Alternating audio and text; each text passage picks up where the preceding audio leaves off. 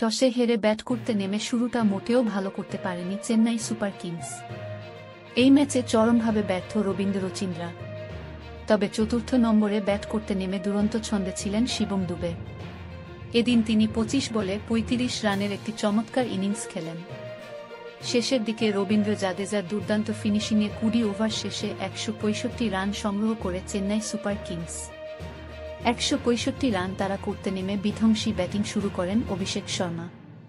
প্রথম ৬ ওভারের মধ্যে ৭-৮ রান সংগ্রহ করে ১ উইকেটের বিনিময়ে। চেন্নাই এর কোনো বোলারই দাগ কাটতে পারছিলেন না হায়দ্রাবাদের ব্যাটসম্যানদের সামনে। শেষ পর্যন্ত বোলারদের খারাপ পারফরম্যান্সের জন্য চেন্নাই সুপার কিংস দ্বিতীয় হারের স্বাদ পেল। ম্যাচ শেষে ম্যাচ হারার কারণ হিসেবে ধোনি বলেন, বোলারদের এমন খারাপ পারফরম্যান্স আমাকে খুবই হতাশ করেছে। তবে এই ম্যাচে ব্যাটসম্যানরা ভালো ব্যাট করলেও বোলারদের খারাপ পারফরম্যান্সের জন্য ম্যাচটা আমাদের হারতে হয়।